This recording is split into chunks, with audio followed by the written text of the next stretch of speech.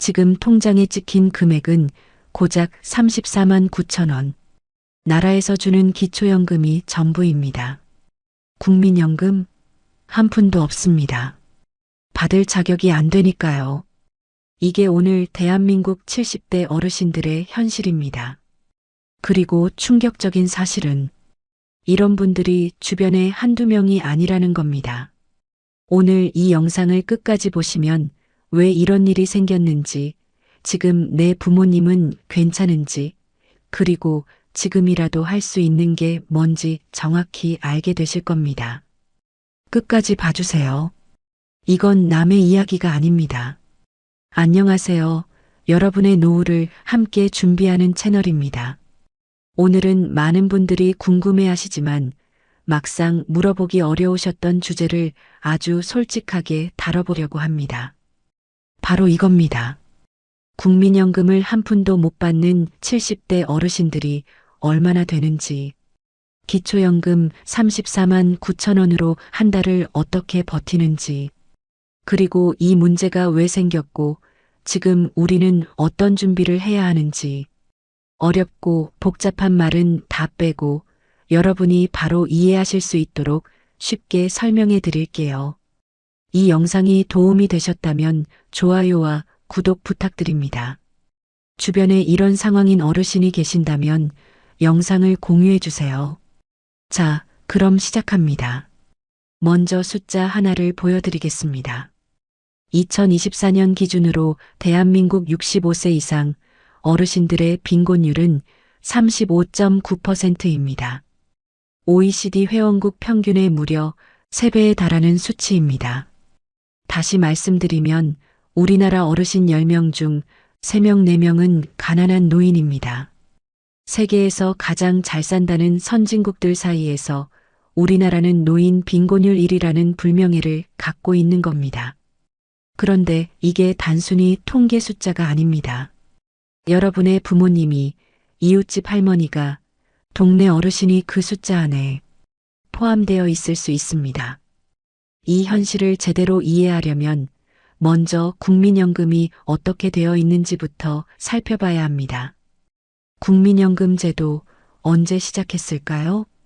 많은 분들이 잘 모르시는 사실이 있습니다. 국민연금은 1988년에 시작되었습니다. 불과 38년 전 일입니다. 그 말은 뭘 뜻하냐면요. 지금 70대 어르신들, 특히 1955년 이전에 태어나신 분들은 국민연금이 시작될 당시 이미 30대, 40대였다는 겁니다.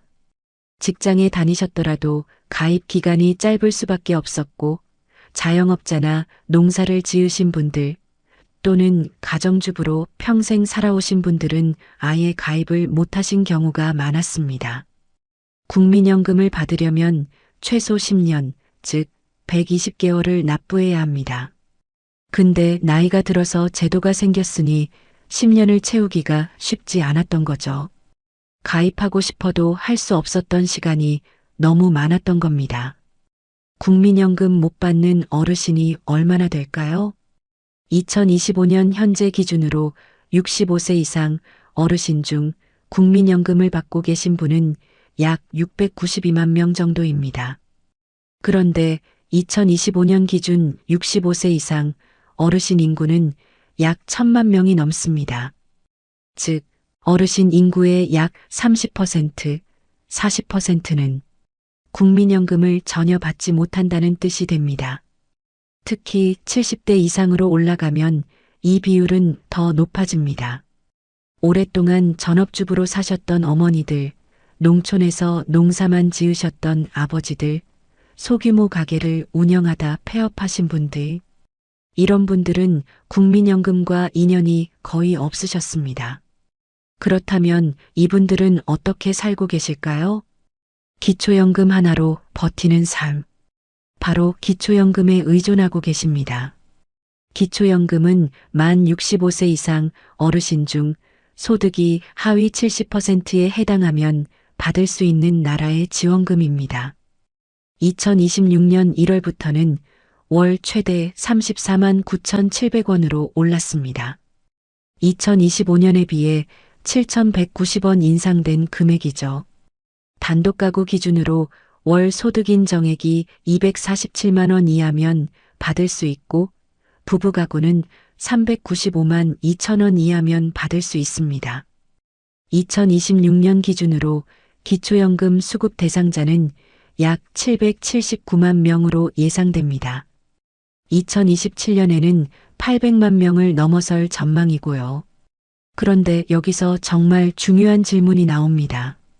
과연 34만 9천 원으로 한 달을 살 수 있을까요? 34만 9천 원의 현실. 70대 어르신들, 한 달 생활비가 얼마나 필요할까요? 2025년 12월 국민연금연구원이 발표한 자료에 따르면 70대 부부의 적정 생활비는 월 298만 1천 원으로 집계되었습니다. 그리고 2024년 가계금융복지조사 기준으로는 은퇴 후 부부가 살아가는데 월 336만 원이 필요하다는 결과가 나왔습니다. 최소한의 생활비는 240만 원입니다. 이건 밥 먹고 공과금 내고 병원 가는 것만 해결하는 아주 기본적인 금액이에요. 그런데 국민연금을 한 푼도 못 받는 어르신이 손에 쥐는 돈은 기초연금 34만 9천 원이 전부입니다. 240만 원이 필요한데 34만 9천 원밖에 없습니다. 200만 원이 넘게 부족합니다. 이 돈으로 어떻게 생활하란 말입니까? 그래도 이걸 받는 어르신들이 적다고 합니다. 더 충격적인 이야기가 있습니다. 2025년 국민연금연구원이 기초연금 수급자 2,000명을 대상으로 조사한 결과 현재 받는 기초연금이 적정하다고 느끼는 분은 단 19.9%에 불과했습니다. 5명 중 1명만 이 정도면 괜찮다고 했다는 뜻입니다. 나머지 80%는 부족하다고 느끼고 있습니다. 수급자의 절반 가까이는 적정 기초연금액이 월 40만 원 수준은 되어야 한다고 응답했고요. 받는 어르신들 스스로가 이걸로는 살 수 없다고 말하는 겁니다. 국민연금을 받아도 마찬가지입니다. 그런데 국민연금을 받으시는 분들이라고 해서 상황이 크게 다르지 않습니다. 2025년 기준으로 국민연금 평균 수령액은 월 67만 원입니다. 20년 이상 성실하게 납부하신 분도 월 108만 원 수준에 그칩니다. 월 100만 원 이상 받는 수급자는 전체의 13.5%밖에 되지 않습니다. 그리고 놀랍게도 월 20만 원에서 40만 원을 받는 분들이 전체의 39.68%로 가장 많습니다. 다시 말씀드리면 국민연금을 받는 분들 중에서도 대부분은 40만 원도 채 받지 못하고 있다는 겁니다. 부부가 각각 평균 수령액을 받는다고 해도 합쳐봐야 111만 원 정도입니다. 필요한 생활비 240만 원의 절반도 안 되는 금액이죠. 65세 이상 의료비가 무너뜨리는 가정경제. 여기서 또 하나의 무거운 현실이 있습니다. 바로 의료비입니다.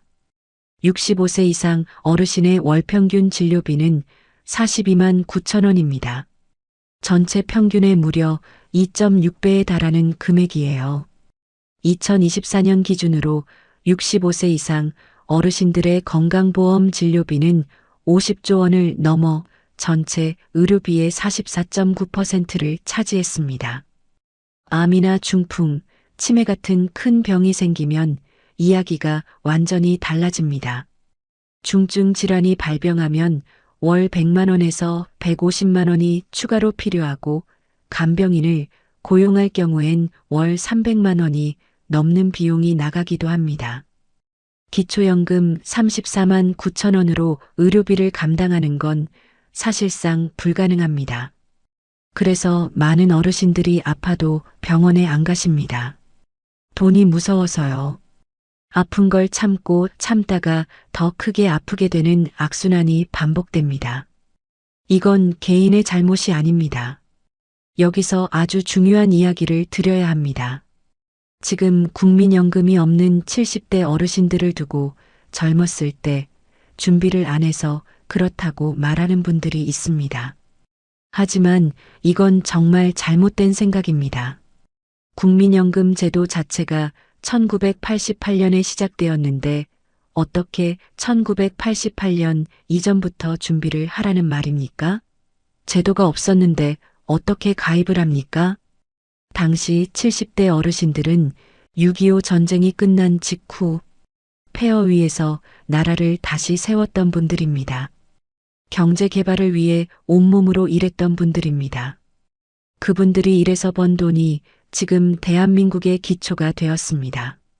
그런데 그분들이 나이 들었을 때 사회 안전망이 그분들을 제대로 받쳐주지 못하고 있는 겁니다. 이건 개인의 실패가 아니라 제도의 한계입니다. 특히 여성 어르신들이 더 힘듭니다. 국민연금을 못 받는 분들 중에 유독 많은 분들이 바로 여성 어르신들입니다. 지금의 70년, 80년대 어머니들은 대부분 결혼과 함께 직장을 그만두셨습니다. 당시에는 그게 당연한 일이었습니다. 남편 뒷바라지하고 자녀 키우고 시부모 모시고 평생을 가정을 위해 헌신하셨죠. 그런데 그 일들은 국민연금 납부로 이어지지 않았습니다. 가사노동은 연금 가입으로 인정받지 못했으니까요. 그 결과 지금 많은 어머니들이 국민연금 한 푼 없이 기초연금 34만 9천 원에만 의존하고 계십니다. 또한 경력단절 여성의 경우 잠깐 직장을 다니다 그만두신 분들은 국민연금 납부 기간이 너무 짧아 수령액이 아주 적거나 아예 못 받는 경우도 많습니다. 이건 그분들의 잘못이 아니라 시대의 구조가 만들어낸 결과입니다. 소득 공백의 문제도 있습니다. 또 하나의 심각한 문제가 있습니다. 바로 소득 공백입니다. 실제로 많은 분들이 52.9세에 직장에서 물러나십니다. 법적인 정년은 60세인데 실제로는 그보다 훨씬 일찍 퇴직하게 됩니다. 그런데 국민연금을 받을 수 있는 나이는 빠르면 63세입니다. 1969년생 이후는 65세가 되어야 받을 수 있죠. 52세에 일을 그만두고 63세에 연금을 받는다고 하면 무려 10년 이상의 소득 공백이 생깁니다. 이 기간 동안 모아둔 돈을 다 쓰고 빚을 지는 분들도 생깁니다. 노후 준비를 할 수 있는 시간이 없었던 겁니다. 준비하고 싶어도 하지 못했던 상황이었습니다. 집은 있는데 돈은 없다. 하우스푸어 노인의 현실. 자산의 85%가 집 한 채.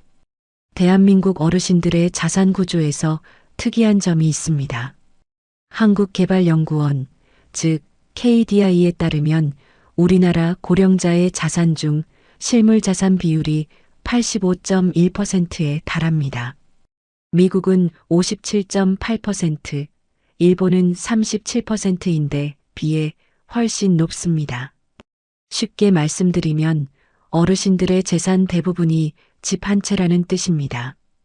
2023년 기준으로 65세 이상 가구주의 67.8%가 자기 집을 갖고 있습니다. 그런데 여기서 역설이 생깁니다. 집은 있는데 돈은 없는 겁니다. 집값이 아무리 비싸도 팔지 않으면 생활비가 안 됩니다. 그렇다고 살던 집을 팔기도 쉽지 않죠. 집을 팔면 어디서 살아야 합니까? 이걸 전문가들은 하우스푸어형 노년층이라고 부릅니다. 집은 있지만 현금이 없어서 가난한 노인들이라는 뜻입니다. 주택연금 들어보셨나요? 이 문제를 해결하는 방법 중 하나가 주택연금입니다. 주택연금이란 내 집에 계속 살면서 나라에서 매달 생활비를 받는 제도입니다. 집을 담보로 맡기고 매달 연금을 받는 거예요. 2026년 2월 기준으로 주택연금 누적 가입자는 15만 1,790명이고 평균 가입 연령은 72세입니다.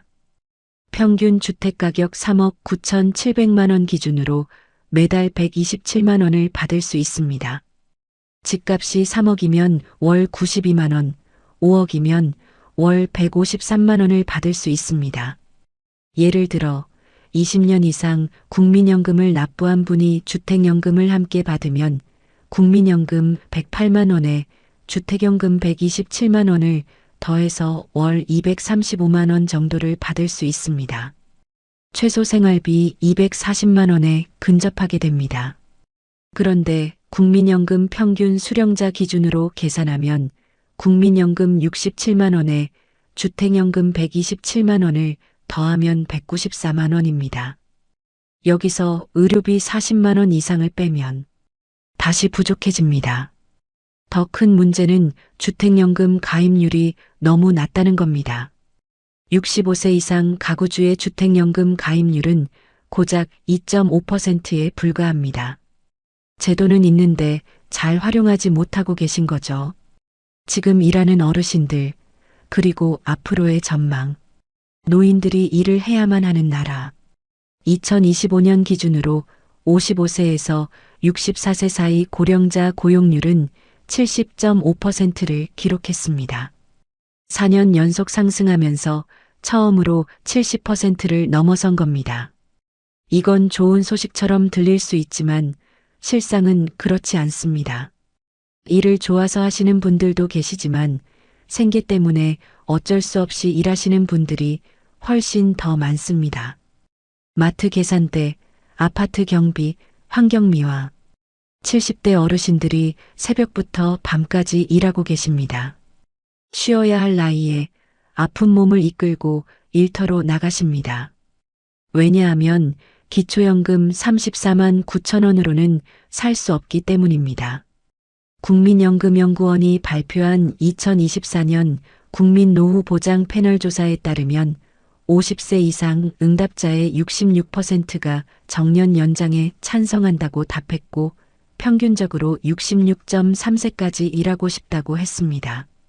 이 역시 일이 좋아서라기보다 일하지 않으면 먹고 살기 힘들다는 현실을 반영합니다. 앞으로가 더 걱정입니다. 지금도 이렇게 힘든데 앞으로는 어떻게 될까요? 2025년 기준으로 대한민국 인구의 20.3%, 약 1,051만 명이 65세 이상 고령자입니다. 5명 중 1명이 어르신인 시대가 된 겁니다. 이 비율은 계속 올라갑니다. 2036년에는 30%, 2050년에는 40%, 2072년에는 47.7%까지 올라갈 전망입니다. 거의 국민 절반이 노인인 나라가 되는 겁니다. 기초연금 수급자도 2026년 779만 명에서 2027년 800만 명을 넘어설 것으로 보입니다. 반면에 일하는 젊은 인구는 줄어들고 있습니다. 2025년 기준으로 생산 가능 인구 100명이 노인 29.3명을 부양하고 있는데 2050년에는 무려 77.3명을 부양해야 한다는 계산이 나옵니다. 이 구조가 지속된다면 기초연금의 재정은 어떻게 될까요? 더 줄어들 수도 있습니다. 아니면 수급 조건이 더 까다로워질 수도 있습니다. 그렇다면 우리는 지금 무엇을 해야 하는가? 지금 70대라면 이것부터 확인하세요. 지금 이 영상을 보고 계신 분 중에 70대 어르신이 계시다면 혹은 70대 부모님이 계신 분들이라면 지금 당장 확인하실 것들이 있습니다. 첫째, 기초연금 수급 여부를 확인하세요. 만 65세 이상이시고 소득이 많지 않으신데 기초연금을 신청하지 않으셨다면 지금 바로 주민센터에 가셔서 신청하셔야 합니다. 자동으로 주는 게 아닙니다. 신청을 해야만 받을 수 있습니다. 2025년에 탈락하셨던 분도 2026년에 기준이 올라갔으니 다시 한번 확인해 보세요. 둘째, 주택을 보유하고 계시다면 주택연금을 진지하게 검토해 보세요. 집에 계속 살면서 매달 생활비를 받을 수 있는 제도입니다. 주택금융공사 홈페이지나 콜센터에서 무료로 상담받으실 수 있습니다. 셋째, 노인 일자리 사업을 활용해 보세요. 2025년 기준으로 노인 일자리는 약 110만 개로 늘어났습니다. 건강이 허락하는 한 정부에서 지원하는 노인 일자리에 참여하시면 매달 일정 금액의 활동비를 받으실 수 있습니다. 넷째, 의료급여 수급자 조건을 확인해 보세요. 2025년부터 의료급여 수급자 선정 기준이 완화되어 더 많은 분들이 혜택을 받을 수 있게 되었습니다. 병원비 걱정을 줄이실 수 있을 수도 있습니다.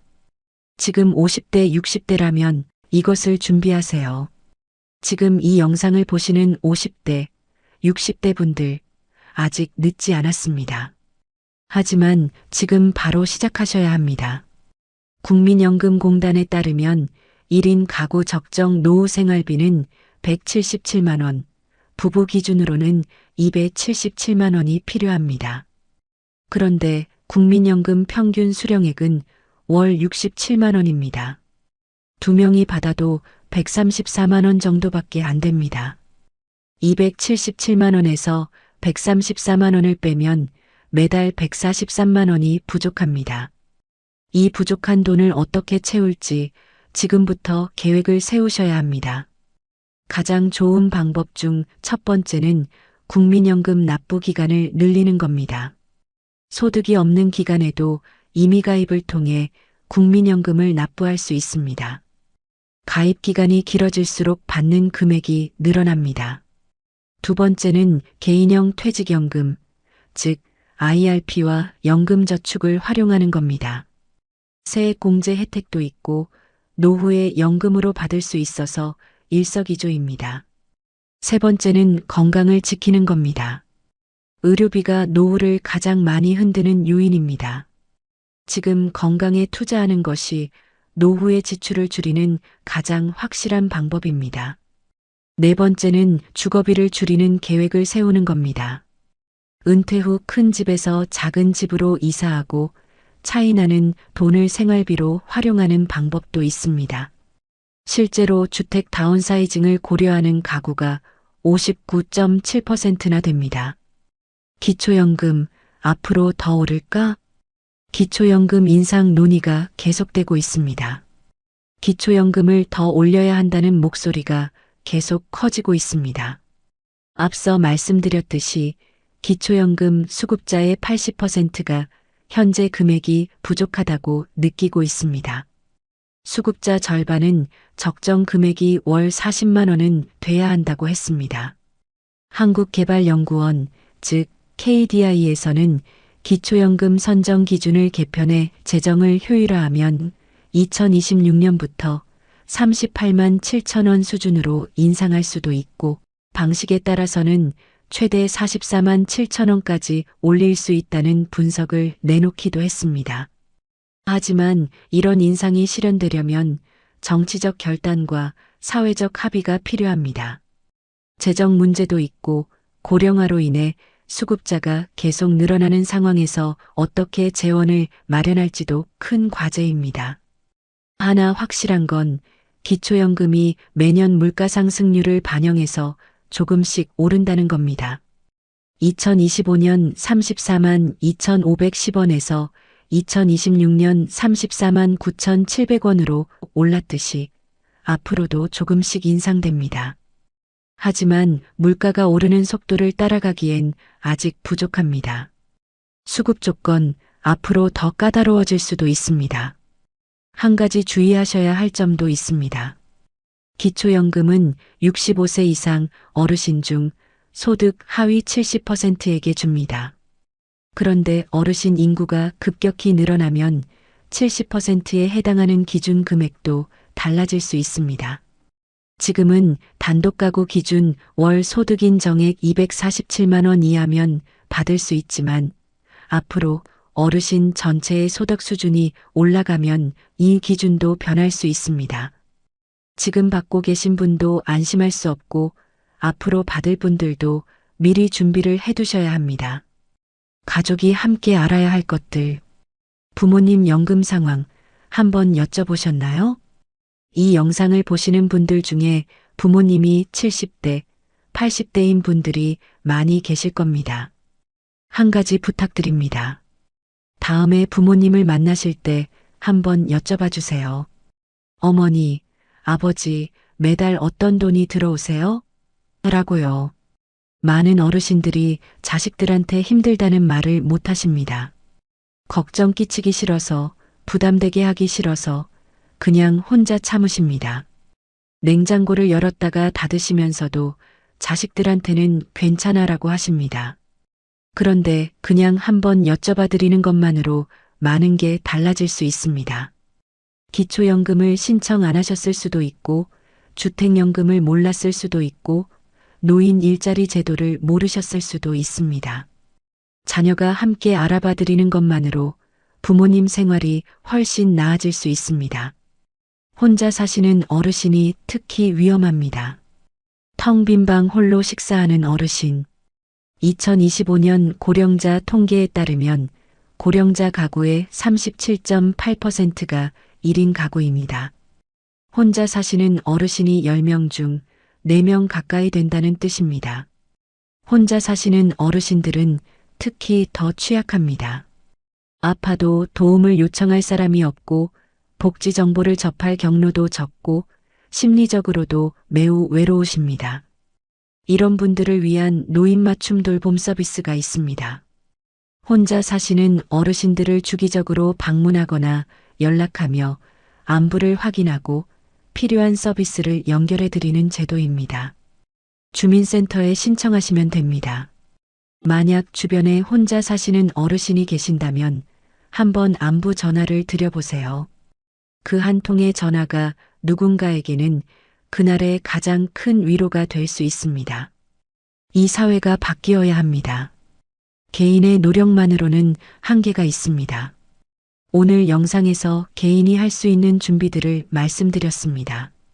하지만 솔직하게 말씀드리면 이 문제는 개인의 노력만으로는 완전히 해결할 수 없습니다.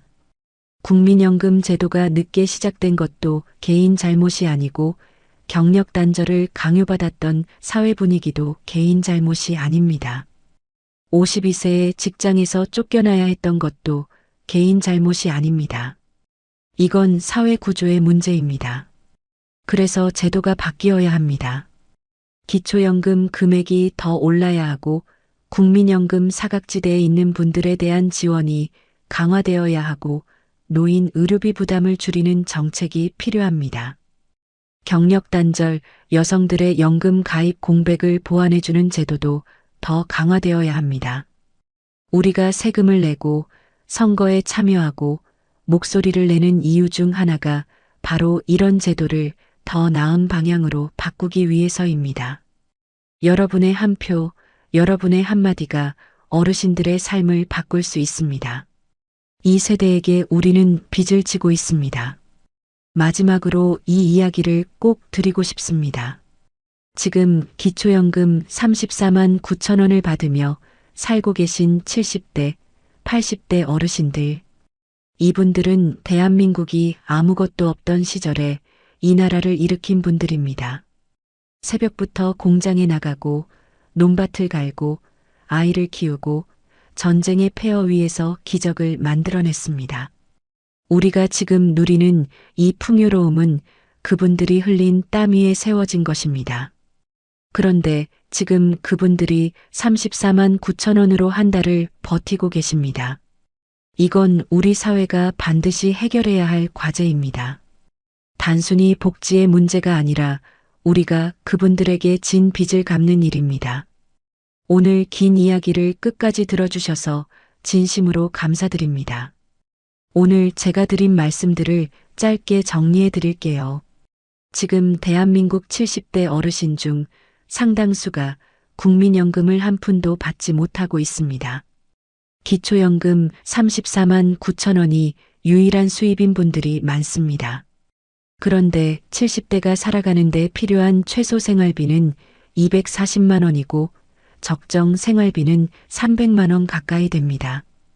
의료비는 매달 42만 원이 넘고 큰 병이 생기면 그 몇 배가 필요합니다.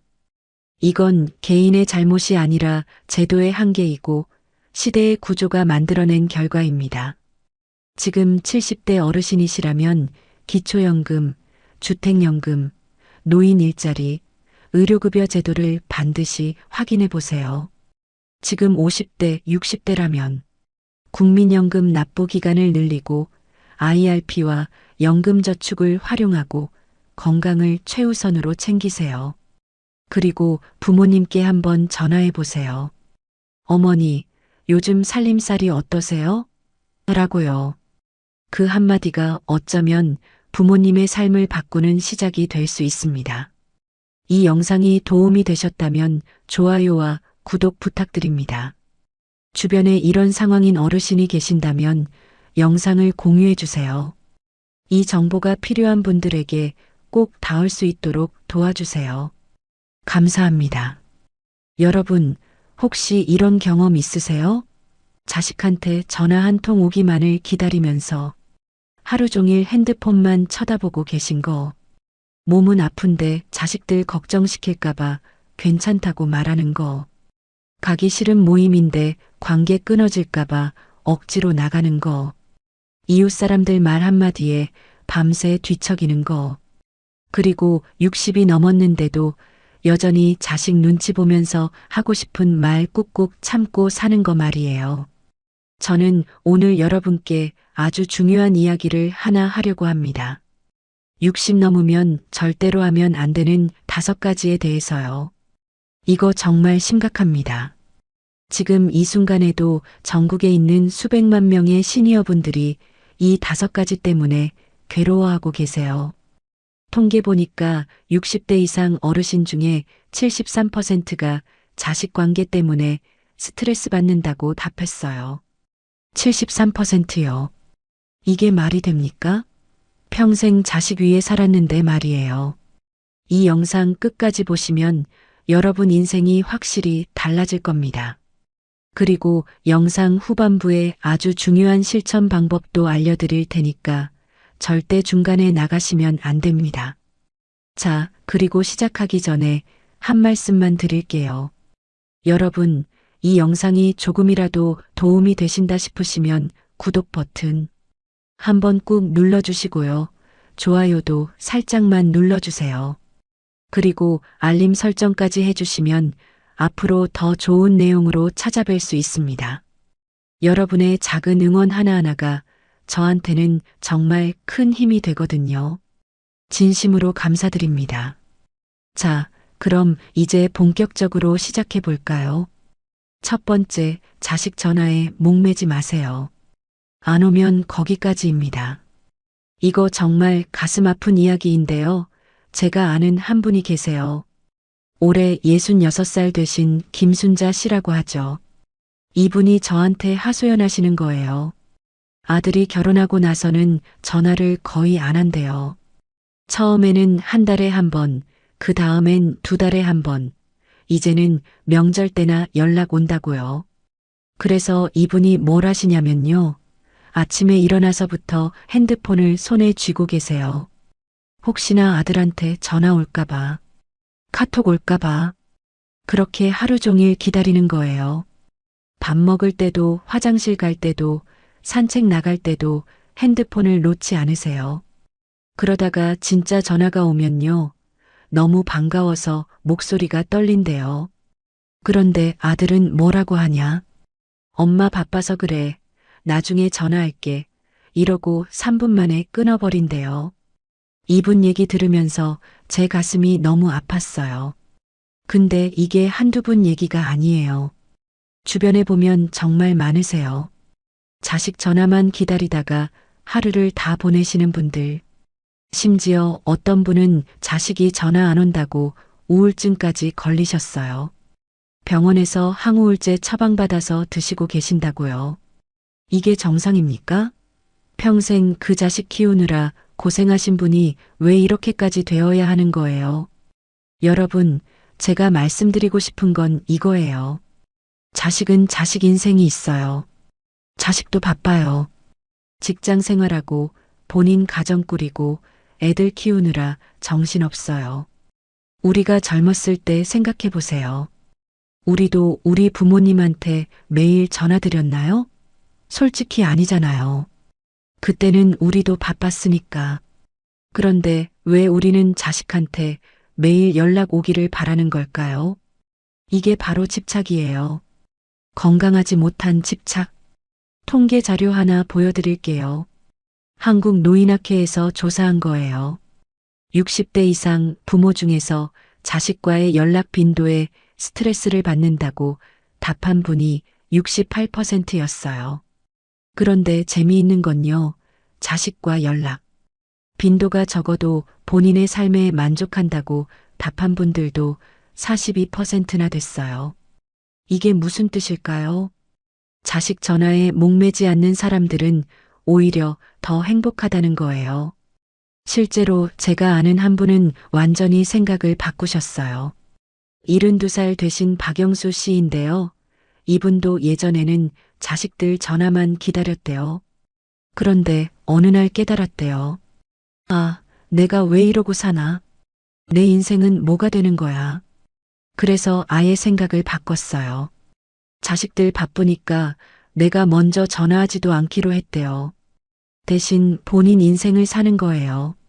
아침에 일어나면 산책 나가고 친구들 만나서 차 마시고 동네 노인정에서 바둑도 두고 도서관 가서 책도 읽고 그렇게 사니까요. 신기하게도 자식들이 먼저 전화를 하더래요. 엄마 요즘 뭐해요? 전화도 안 하시네. 이러면서요. 그때 이분이 뭐라고 하셨냐면요. 나 바빠서 그래. 친구들이랑 여행 계획 세우고 있어. 이랬대요. 그러니까 자식들이 오히려 더 자주 연락하게 됐다는 거예요. 여러분, 이게 핵심이에요. 자식한테 목매면 자식은 더 멀어져요. 왜냐하면 부담스러우니까. 부모가 본인만 기다리고 있다는 걸 알면 자식 입장에서는 죄책감이 들어요. 그 죄책감 때문에 오히려 연락하기가 더 꺼려지는 거예요. 반대로 부모가 본인 인생 살고 있으면요. 자식 입장에서는 편해요. 아, 우리 엄마 아빠는 잘 지내시네. 그럼 나도 가끔씩 안부나 여쭤봐야지. 이렇게 되는 거죠. 그러니까 여러분, 제발 자식 전화에 목매지 마세요. 안 오면 그냥 거기까지예요. 그게 자식의 선택이고 자식의 인생이에요. 우리는 우리 인생을 살아야 해요. 핸드폰 붙잡고 하루 종일 기다리지 말고 오늘 당장 밖에 나가세요. 친구 만나세요. 취미 생활 하세요. 그게 진짜 사는 거예요. 자, 두 번째 갑니다. 몸과 마음이 아파도 강한 척하지 마세요. 자존심이 병을 더 악화시킵니다. 이것도 정말 심각한 문제예요. 우리 세대 특성이 뭐냐면요. 강해야 한다고 배우고 자랐어요. 특히 남자분들은 더 그렇죠. 울면 안 돼. 약한 모습 보이면 안 돼. 힘들어도 참아야 돼. 이렇게 평생을 살아왔어요. 그래서 지금 60 넘어서도 똑같이 사는 거예요. 아픈데도 안 아프다고 하고, 힘든데도 괜찮다고 하고, 슬픈데도 안 슬프다고 하고. 제가 아는 한 분 계세요. 69살 되신 최기철 씨. 이분이 작년에 심근경색으로 쓰러지셨어요. 근데 알고 보니까 그 전부터 가슴이 아프셨대요. 한 6개월 전부터 왼쪽 가슴이 뻐근하고 숨이 차는 증상이 있었대요. 그런데 병원을 안 가신 거예요. 왜냐하면 자식들한테 걱정 끼치기 싫어서, 그리고 본인도 아직 건강하다는 걸 보여주고 싶었대요. 나는 아직 튼튼해. 아직 멀쩡해. 이러면서요. 그렇게 참고 참다가 결국 쓰러진 거예요. 다행히 빨리 발견돼서 목숨은 건졌는데요. 의사 선생님이 뭐라고 하셨냐면요. 6개월 전에 왔으면 간단한 약물 치료로 끝날 걸 이제는 스텐트 시술까지 해야 한다고. 그리고 평생 약을 먹어야 한대요. 이분이 병원 침대에 누워서 후회하시더래요.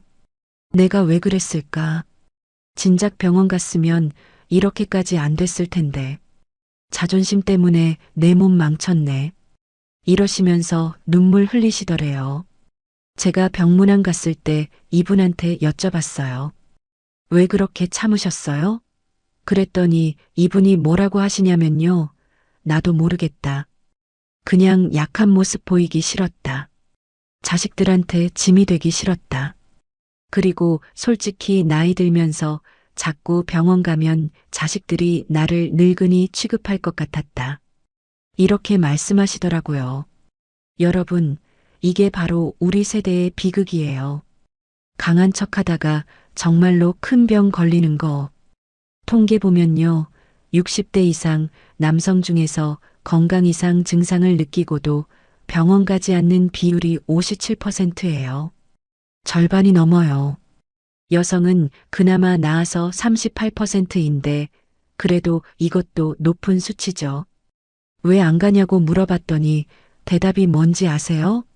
1순위가 괜찮아질 거라고 생각해서, 2순위가 병원비 아까워서, 3순위가 자식들한테 걱정 끼치기 싫어서예요. 이게 말이 됩니까? 건강이 제일 중요한 건데, 건강 잃으면 모든 걸 잃는 건데, 병원비 몇만 원 아끼려다가 나중에 큰 수술하면 몇백만 원 들어요. 그리고 돈 문제가 아니에요. 건강 잃으면 진짜 아무것도 할 수 없어요. 그냥 침대에 누워서 천장만 쳐다봐야 해요. 그게 얼마나 괴로운 일인지 아세요? 제가 또 다른 분 사례를 하나 더 말씀드릴게요. 64살 되신 이정숙 씨. 이분은 우울증이 있으셨어요.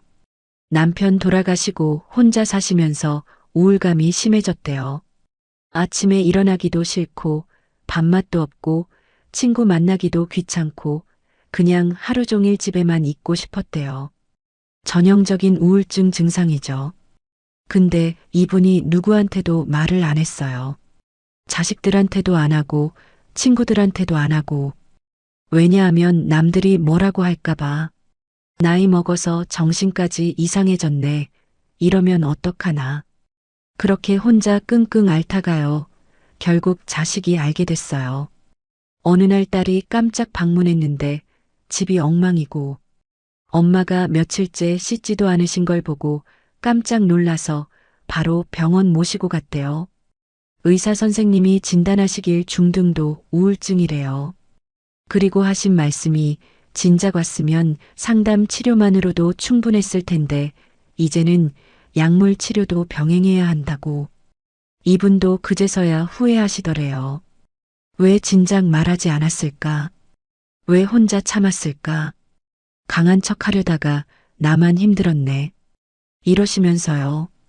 여러분, 이제는 생각을 바꾸셔야 해요. 아픈 건 아프다고 말해야 해요. 힘든 건 힘들다고 말해야 해요. 그게 약한 게 아니에요.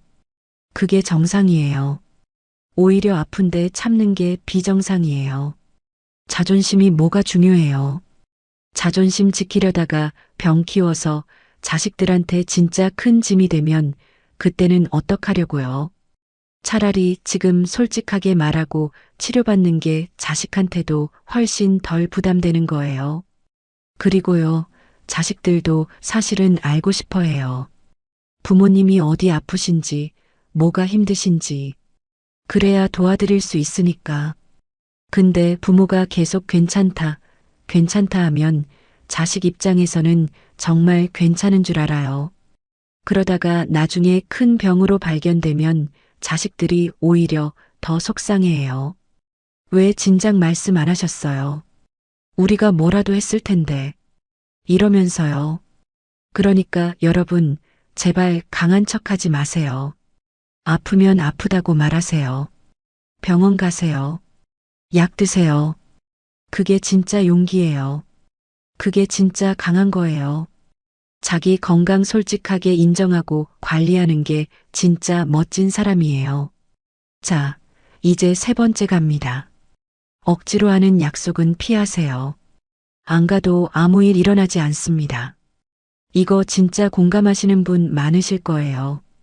가기 싫은 모임, 만나기 싫은 사람, 하기 싫은 일. 근데 왜 가요? 왜 만나요? 왜 해요? 안 가면 관계가 끊어질 것 같아서? 안 만나면 뭐라고 할 것 같아서? 안 하면 이상한 사람 될 것 같아서? 제가 주변에서 정말 많이 보는 케이스예요. 동창회 가기 싫은데 억지로 가는 분들. 친척 모임 부담스러운데 참석하는 분들. 교회나 성당, 절에서 하는 행사 귀찮은데 나가는 분들. 이웃 사람들이랑 등산 가기 싫은데 따라 나서는 분들. 왜요? 솔직히 가고 싶지 않은데 왜 가는 거예요? 한 분 사례 말씀드릴게요.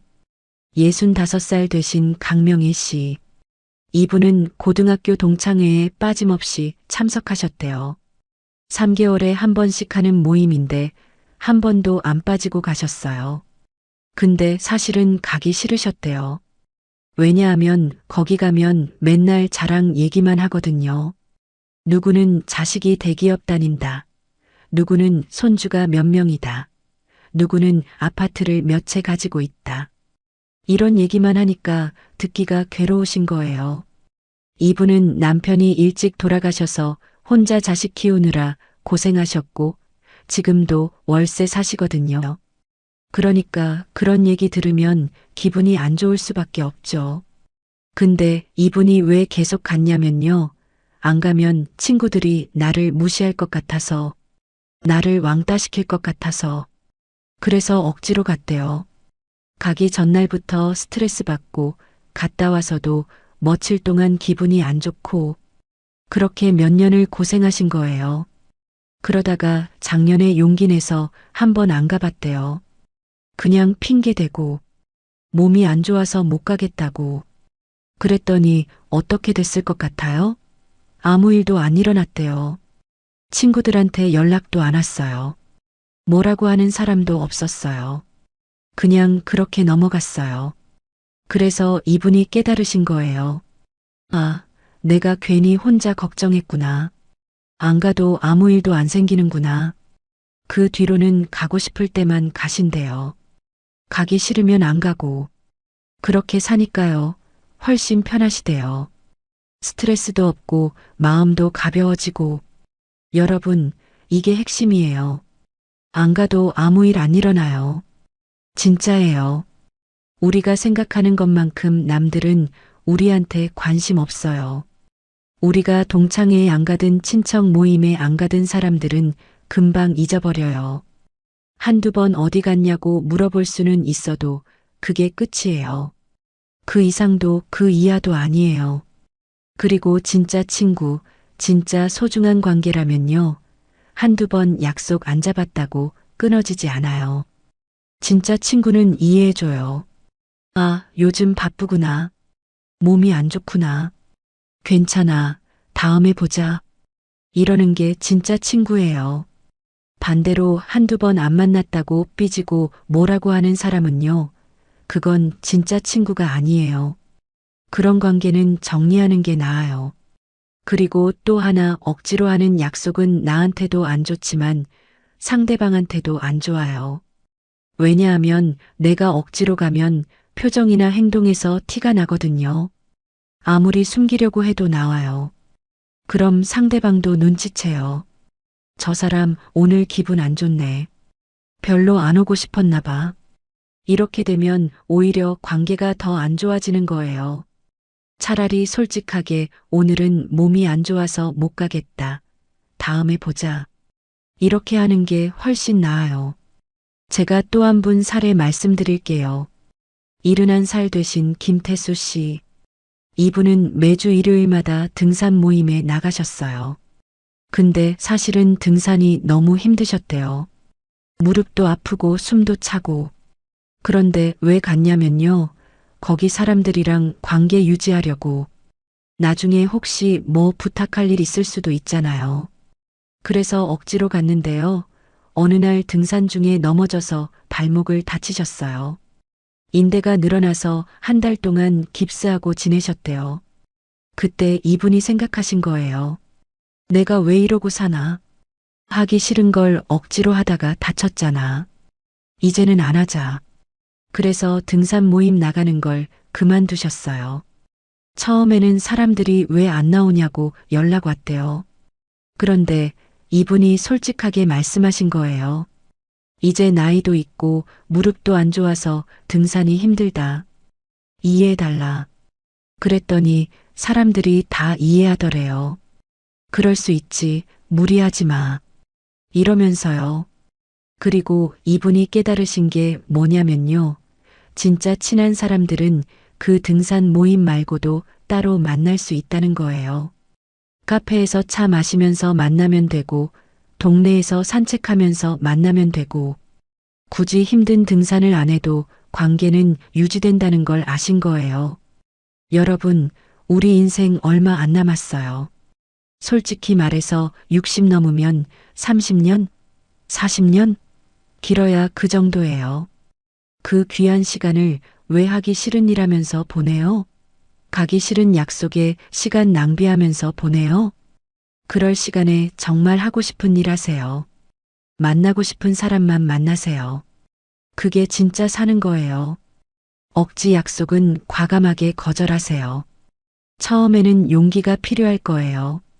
근데 한 번 거절하면 두 번째는 쉬워져요.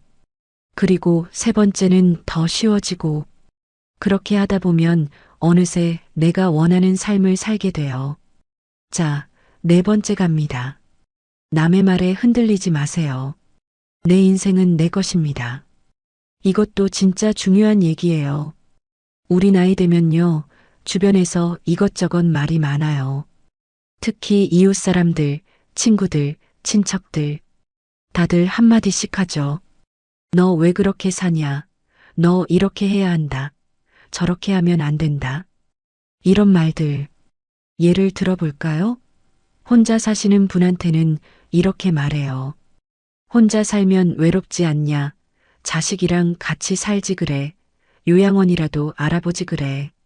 재혼하신 분한테는 이렇게 말해요. 나이 들어서 무슨 재혼이야. 자식들 생각은 안 하나. 창피하지도 않냐. 여행 다니시는 분한테는 이렇게 말해요. 돈 많이 쓰지 마라. 아껴야 한다. 나중에 병원비 필요할 수도 있다. 이런 식이에요. 근데 이런 말 듣고 흔들리시면 안 돼요. 왜냐하면 그 사람들은 내 인생에 책임 안 지거든요. 그냥 말만 하는 거예요. 그 말대로 했는데 나중에 후회하면 책임져 줘요? 안 져줘요. 그냥 그때는 또 다른 말을 해요. 제가 아는 분 계세요. 68살 되신 윤미숙 씨. 이분은 남편 돌아가시고 혼자 사셨는데요. 작년에 새로운 분을 만나서 재혼하셨어요. 그런데 주변에서 난리가 났대요. 친척들은 뭐라고 하냐면 자식들 창피하게 왜 그러냐. 나이 들어서 무슨 재혼이냐. 친구들은 또 뭐라고 하냐면 그 남자가 재산 목적인 거 아니냐. 조심하라. 이웃 사람들은 또 뭐라고 하냐면 나이 들어서 무슨 사랑이냐. 그냥 혼자 편하게 살지. 이런 식으로 다들 한마디씩 하는 거예요. 이분이 처음에는 그 말들 때문에 정말 고민 많이 하셨대요. 밤에 잠도 못 이루고 계속 생각하고 내가 잘못하는 건가? 재혼 안 하는 게 맞나? 이러셨대요. 근데 어느 날 딱 결심하신 거예요. 아니야, 이건 내 인생이야. 내가 행복하면 되는 거야. 남들이 뭐라고 하든 나는 내 길을 가자. 이렇게 생각하시고 재혼하신 거예요. 그리고 지금은 어떻게 사시냐면요. 정말 행복하게 사세요. 새 남편분이랑 여행도 다니고 맛있는 것도 먹고 취미 생활도 같이 하고 이분이 저한테 하신 말씀이 뭐냐면요. 내가 만약에 주변 사람들 말 듣고 재혼 안 했으면 지금 얼마나 후회했을까. 지금 이렇게 행복한데. 그때 반대했던 사람들도 이제는 잘 됐다고 하더래요. 어차피 사람들은 그래요. 결과가 좋으면 좋다고 하고 나쁘면 그래서 내가 뭘 했냐고 하고 또 다른 분 사례도 하나 말씀드릴게요. 73살 되신 정수길 씨. 이분은 평생 절약하면서 사셨어요. 자식들 뒷바라지하고 손주들 용돈 주고 그렇게 아껴서 사셨는데요. 작년에 갑자기 생각하신 거예요. 아, 나 언제 살지? 나도 이제 하고 싶은 거 하면서 살아야겠다. 그래서 이분이 뭘 하셨냐면요. 평생 가고 싶었던 유럽 여행을 가신 거예요. 한 달 동안 여러 나라 돌아다니시면서 정말 행복한 시간 보내셨대요. 근데 주변에서 뭐라고 했을 것 같아요? 돈 아깝다. 나이 들어서 무슨 여행이냐. 그 돈 모아놨다가 병원비로 써야 한다. 자식들한테 물려줘야 한다. 이런 말들이었어요. 근데 이분이 뭐라고 하셨냐면요. 내 돈인데 내가 쓰겠다는데 왜 남들이 간섭하냐. 나는 내가 하고 싶은 거 하면서 살 거다. 이렇게 말씀하시고 당당하게 여행 다녀오셨어요. 그리고 여행 다녀오시고 나서 이분이 느끼신 게 뭐냐면요. 진짜 잘했다는 거예요. 만약에 주변 사람들 말 듣고 안 갔으면 평생 후회했을 거래요. 그리고 이분이 하신 말씀이 정말 인상 깊었는데요. 내가 죽을 때 후회하는 건 내가 한 일이 아니라 내가 하지 않은 일일 거다. 그러니까 지금 하고 싶은 건 다 해야 한다. 이렇게 말씀하시더라고요. 여러분, 정말 맞는 말이에요. 우리가 죽을 때 후회하는 건 대부분 하지 않은 것들이에요. 해볼 걸, 가볼 걸, 말할 걸, 사귈 걸. 이런 후회들이에요. 그러니까 지금 하세요. 남들이 뭐라고 하든 상관하지 마세요. 내 인생은 내 거예요. 남들이 대신 살아주는 거 아니잖아요. 그리고요, 솔직히 말해서 남의 말에 일일이 신경 쓰면 못 살아요. 어차피 뭘 해도 누군가는 뭐라고 해요.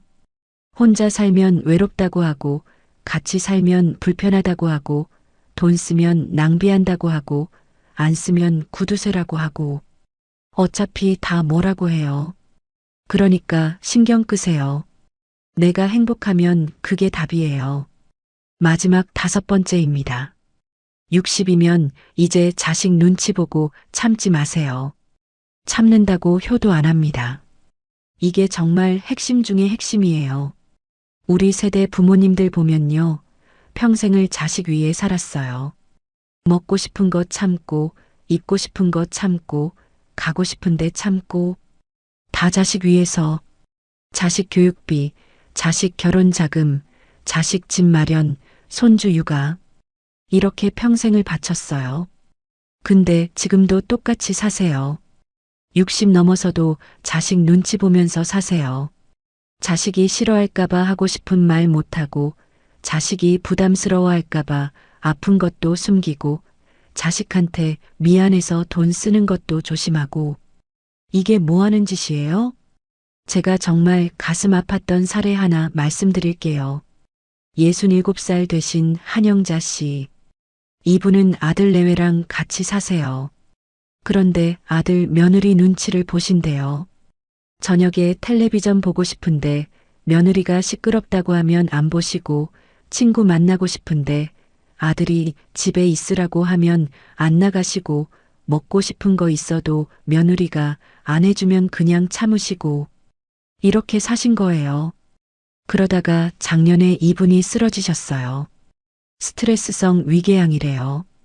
병원에 입원하셨는데 의사 선생님이 뭐라고 하셨냐면요. 스트레스를 너무 많이 받으셨다.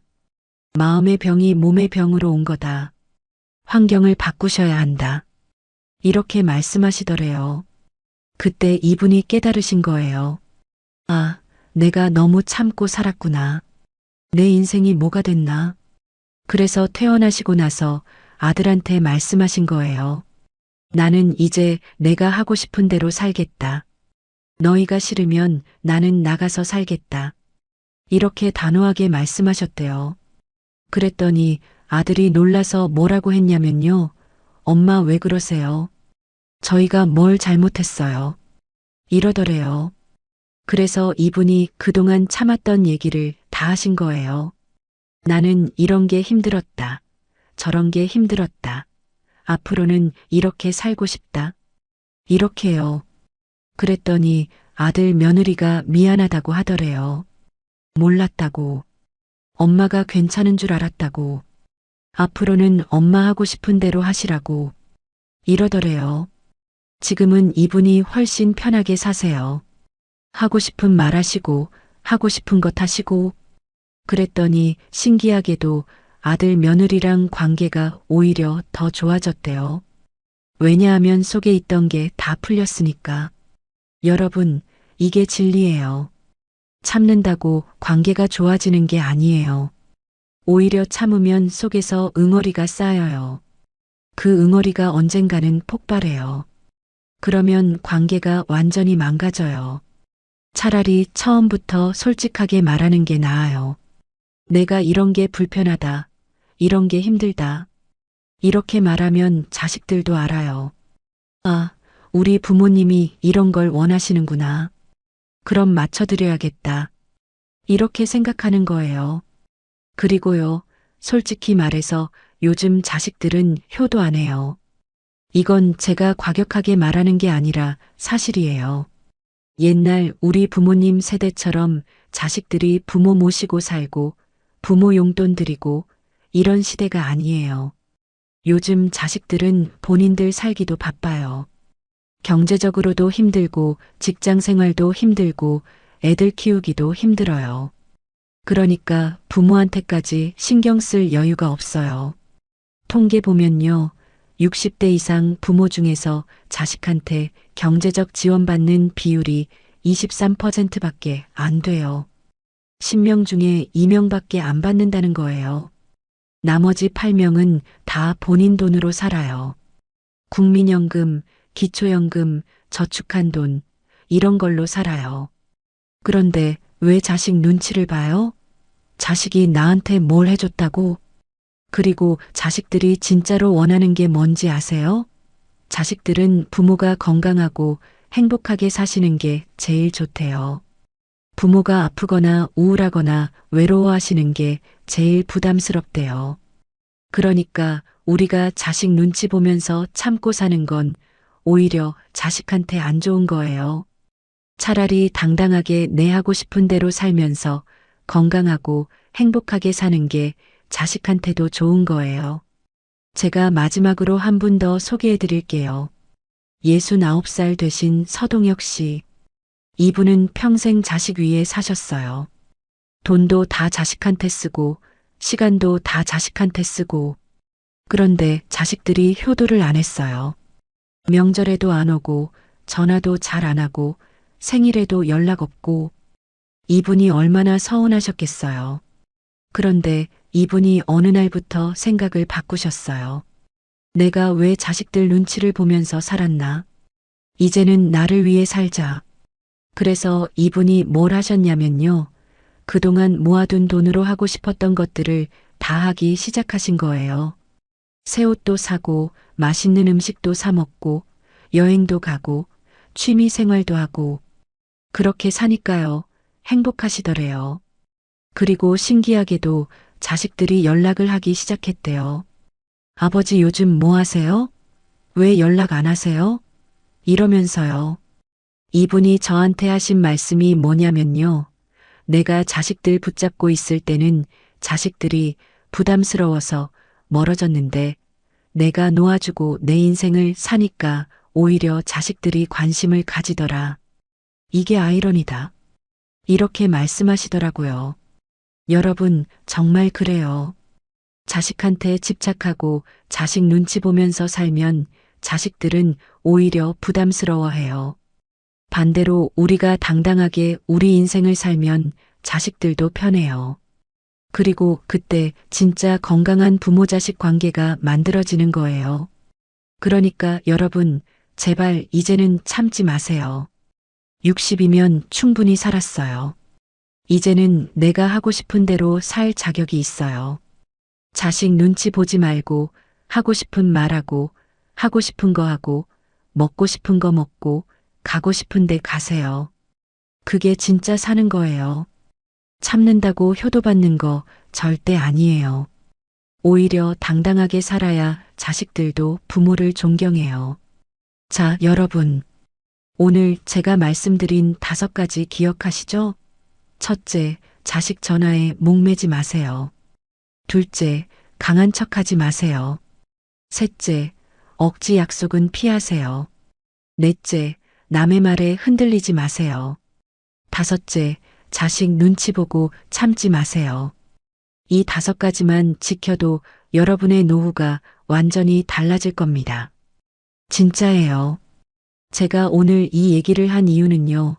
주변에서 너무 많은 분들이 이렇게 살다가 후회하시는 걸 봤기 때문이에요. 참고 살다가 병 얻으시고, 눈치 보다가 우울증 걸리시고, 억지로 살다가 관계만 망가지시고, 그런 모습들을 너무 많이 봤어요. 그래서 여러분만큼은 그러지 않으셨으면 좋겠어요. 우리 인생 정말 얼마 안 남았어요. 10년? 20년? 30년? 솔직히 모르죠.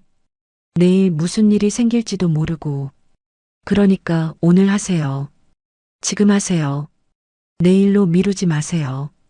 오늘 당장 자식한테 연연하지 말고, 오늘 당장 아프면 병원 가시고, 오늘 당장 가기 싫은 약속 취소하시고, 오늘 당장 남의 말 신경 끄시고, 오늘 당장 하고 싶은 말 하세요. 처음에는 어려울 수 있어요. 평생을 그렇게 살아왔는데 갑자기 바꾸는 게 쉽지 않죠. 근데 한 번만 용기 내보세요. 딱 한 번만. 그럼 두 번째는 쉬워져요. 그리고 세 번째는 더 쉬워지고. 그렇게 하다 보면 어느새 당당하게 내 인생을 사는 나를 발견하게 될 겁니다. 그리고 그때 느끼실 거예요. 아, 이게 진짜 사는 거구나. 이게 진짜 행복이구나. 왜 진작 이렇게 살지 않았을까? 이런 생각 하시게 될 거예요. 그러니까 지금 시작하세요. 오늘부터 여러분의 인생은 여러분 것입니다. 누구 눈치도 보지 마시고, 누구한테 미안해하지도 마시고, 그냥 당당하게 사세요. 저는 진심으로 여러분이 행복하셨으면 좋겠어요. 건강하셨으면 좋겠고, 웃으면서 사셨으면 좋겠어요. 그게 제 바람이에요. 오늘 영상이 조금이라도 도움이 되셨기를 바라고요. 혹시 주변에 이런 고민하시는 분들 계시면 이 영상 공유해 주세요. 다 같이 행복하게 살았으면 좋겠습니다. 그럼 저는 다음 영상에서 또 유익한 내용으로 찾아뵙도록 하겠습니다. 오늘도 영상 봐주셔서 정말 감사드리고요. 구독과 좋아요, 알림 설정도 부탁드립니다. 여러분 모두 건강하시고 행복하세요. 감사합니다.